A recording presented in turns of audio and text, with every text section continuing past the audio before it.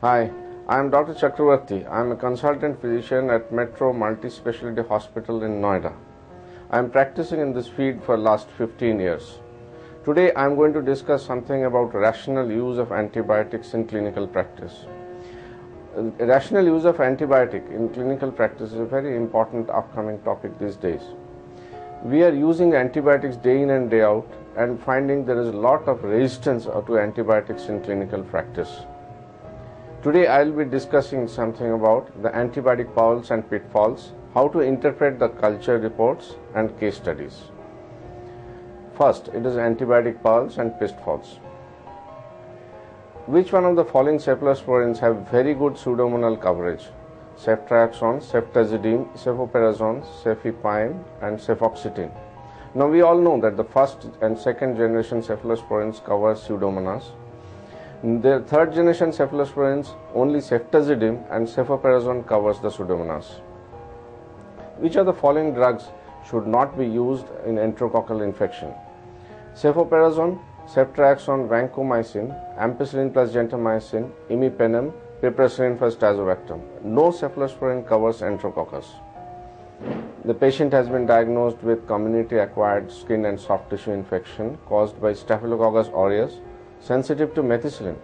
Which of the drugs is to be avoided? Cephalosporins. Among cephalosporins, the cephalexin, cefuroxime, oxacillin, amoxicillin clavulanate and vancomycin. We know that the vancomycin is the drug of choice for MRSA. For MSSA, it is less effective as compared to others. And of course, no beta-lactam covers MRSA. Which of the following antibiotics only covers gram-negative? We know that the oxacillin, vancomycin, teicoplanin and linezolid only cover gram-positive. Rest all covers gram-negative. Patients with community-acquired urinary tract infection in ICU. Which of the following combination as an empiric therapy is inappropriate? Of course, you will not use two beta-lactams and if the combination has to be given, choose from a different class. Which of the following statement is not correct? An MDR pathogen, imipenem can only be given 1 gram 6 hourly in 2-hour infusion. The dose of levofloxacin in VIP is 250 to 500 mg per day. The dose of amikacin is 5 mg per kg TID.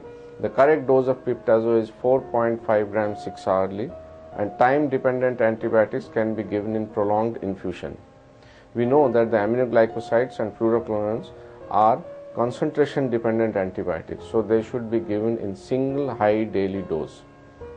Which of the following antibiotic does not cover anaerobes? We know that the cephalosporins have a very poor anaerobic cover. When carbapenems or piptazo are used, there is no need of additional antibiotic cover. With this background, we now come to interpretation of culture report. We know that the drugs which don't work for enterococcus are cephalosporins, aminoglycoside, which has a low level of resistance, fluoroquinolone, drug of choice, ampicillin plus gentamicin or vancomycin plus gentamicin or piptazo or imipenem. Cefuroxime should not be used for salmonella. It may be active in vitro, but in vivo it has no effect. Nalidixic acid is very good marker for resistance to fluoroquinolone. Resistance to fluoroquinolone is a class effect. So if you have prescribed levofloxacin, you should not prescribe glatifloxacin or any other quinolone. In fluoroquinolone, the best for gram-negative is ciprofloxacin. As the higher generation you go, it is more towards gram-positive. Don't use fluoroquinolone for staph and strepto as the resistance development is very fast.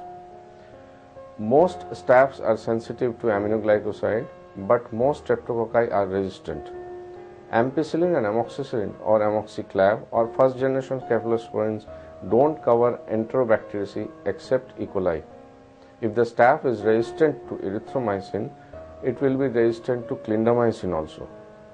The drugs which cover only gram-negatives are as trionam, colistin, aminoglycosides.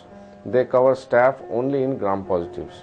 Drugs which cover only gram-positives, vancomycin, teicoplanin, linezolid, oxacillin, penicillin G, macrolides, they cover atypicals also. Clindamycin, it covers anaerobic also. If the staph is resistant to oxacillin, it is MRSA and resistant to all beta-lactams. Now we see actually how the culture reports are interpreted. So it is an aerobic bacterial culture. The culture shows a growth of Staph aureus. Now whether it is MRSA, the patient on amoxiclav for carbuncle, is the change in the treatment needed? If the patient does not improve, what to do? So we can now see that the drugs are sensitive to most of the organism, and can we use clindamycin? So this is not an MRSA, as it is sensitive to oxacillin. Second, the culture report here shows Salmonella typhi. We have already learned that you should not use cefuroxime. Any comment on fluoroquinolone? Yes, the fluoroquinolone here, since it is nalidixic resistant, then it can be resistant to other fluoroquinolones also, and definitely we should not use the cefuroxime. The drug of choice here can be ceftriaxone, or azithromycin is also another alternative. The patient on PUO on amikacin and imipenem for 3 days. Does the treatment change needed? Consider monotherapy, or when to stop amikacin, and what should be the duration of therapy. When the patient is of PUO, amikacin and imipenem for 3 days, there is no need of change of treatment, as it is the growth shows Pseudomonas aeruginosa. The treatment needs to be continued for quite some time, maybe 10 to 14 days. Of course, we have to stop amikacin after 1 week. Other aerobic bacterial cultures, as it is being shown, that it is the growth shows Staphylococcus aureus. The patient is in sepsis. A patient is on meropenem, levofloxacin and vancomycin. Is this MRSA? Yes, there is a possibility that it can be MRSA. De-escalation should not be done. Vancomycin, linezolid, or both. One of these you can use. You should not use both vancomycin and linezolid. So now we come to the next patient. Here we are saying that the aerobic blood culture has grown Acinetobacter species. This Acinetobacter is usually in a hospitalized patient who has received a lot of antibiotics before, and also on some kind of either post-surgical or there some lines have been put in these patients. The patient is in ICU, a diabetic for 15 days, and there is a bed sore wound. Patient is already on imipenem and vancomycin. What to add? As we know that the Acinetobacter, usually multiple drug treatment is recommended. In this case, we can add either tigecycline or polymyxin B. What about this antibiogram? Here it is showing everything is resistant. What do we do in such cases?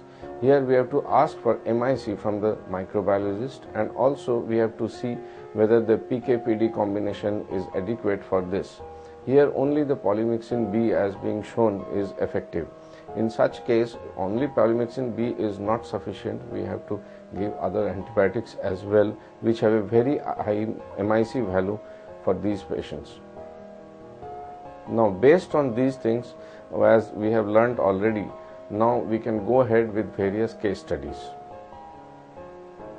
Case 1. Here, a 56-year-old male admitted in the hospital with a history of severe abdominal pain for last 8 hours.